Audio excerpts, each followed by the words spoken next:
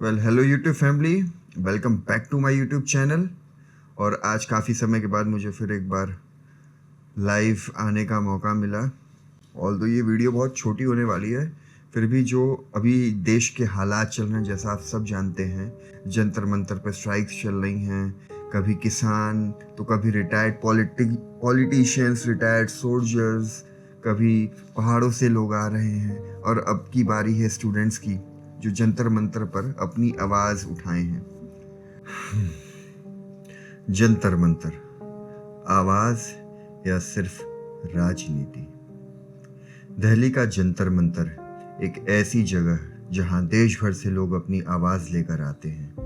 कभी किसान, कभी रिटायर्ड सोल्जर्स, कभी पहाड़ों से, कभी विभिन्न प्रांतों से, और अब की बार स्टूडेंट्स। ये सिर्फ दिल्ली की एक जगह नहीं, बल्कि भारत के डेमोक्रेसी का एक आईना है। लेकिन पिछले कुछ सालों में एक सवाल बार बार उठने लगा है कि क्या जंतर मंतर सच में आवाज उठाने की जगह है, या वह सिर्फ एक धीरे धीरे पॉलिटिकल बैटलफील्ड बनता जा रहा है।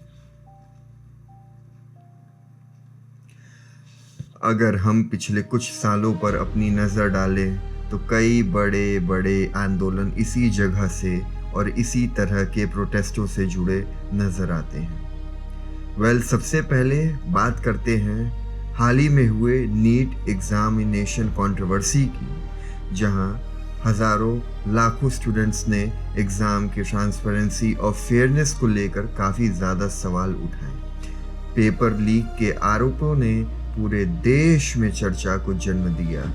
मामला कोर्ट्स तक गया, इन्वेस्टिगेशंस हुई और इस मुद्दे पर काफ़ी पॉलिटिकल डिबेट्स भी देखने को मिली, जो अभी भी जारी है। इस दौरान अपोजिशन की पार्टीज और कुछ स्टूडेंट्स ऑर्गेनाइजेशन ने एजुकेशन मिनिस्टर धर्मेंद्र प्रधान जी से इस्तीफे की भी मांग रखी। उनका मानना था कि ये मॉरल रिस्पॉन्सिबिलिटी सरकार को लेनी चाहिए। वहीं सरकार को कहना है कि दोषियों के खिलाफ कार्रवाई की जा रही है और एग्जामिनेशन सिस्टम को और मजबूत बनाने के लिए रिफॉर्म्स लाए जा रहे हैं। आज भी कई स्टूडेंट्स बस एक ही सवाल कर रहे हैं कि क्या हमारा फ्यूचर एक फेयर सिस्टम के ऊपर डिपेंड कर रहा है। एक बड़ा सवाल है स्टूडेंट्स के द्वारा। अब चलते हैं एक और मुद्दे की तरफ, लद्दाख। एनवायरमेंटल एक्टिविस्ट्स और इंजीनियर सोनम वांगचुक जी लद्दाख को लेकर कई बार अपनी चिंता व्यक्त की है। उन्होंने कॉन्स्टिट्यूशनल सेफगार्ड, एनवायरमेंटल प्रोटेक्शन और लोकल रिप्रेजेंटेशन जैसे मुद्दों पर अपने आघात किए हैं और उस पर आवाज़ उठाई है।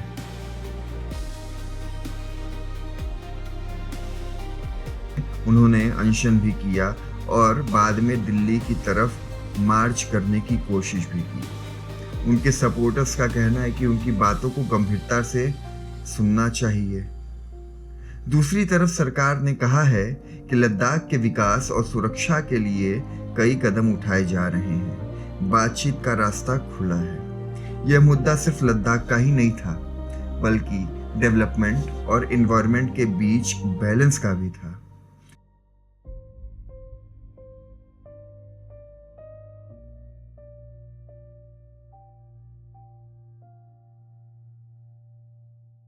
तो क्या जंतर मंतर सिर्फ प्रोटेस्ट का सिंबल रह गया है, या फिर पॉलिटिकल नैरेटिव्स का भी हिस्सा होता जा रहा है? इस सवाल पे गंभीरता से सोचने का विषय। आज सोशल मीडिया ने हर प्रोटेस्ट को एक नया रूप दे दिया है।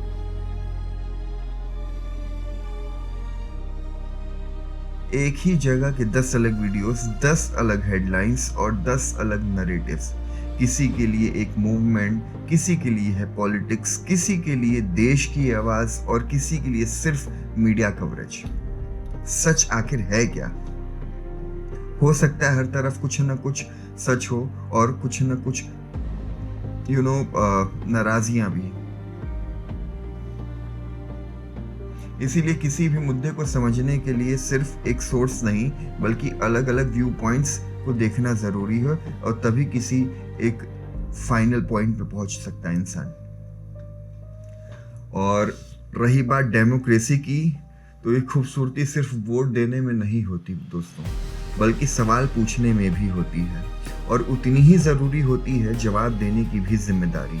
चाहे मुद्दा नीट एग्ज़ाम का हो, लद्दाख का हो या किसी भी तरीके के प्रोटेस्ट का हो, आखिर में हर भारतीय एक चीज़ चाहता है, एक ट्रांसपेरेंट सिस्टम, एक अकाउंटेबल गवर्नेंस और एक ऐसा देश जहां हर आवाज़ सुनी जाए और हर फैसला भरोसे को और मजबूत बनाए। मैं किसी पार्टी, पक्ष या विपक्ष में नहीं हूँ। इस वीडियो का मकसद सिर्फ इतना ही है कि हम मुद्दों को समझें, ना कि सिर्फ हेडलाइंस को। आपकी नज़र में जंतर मंतर लोकतंत्र की सबसे बड़ी आवाज़ है या भारत की सबसे बड़ी पॉलिटिकल स्टेज? अपनी राय कमेंट में ज़रूर बताएं। धन्यवाद।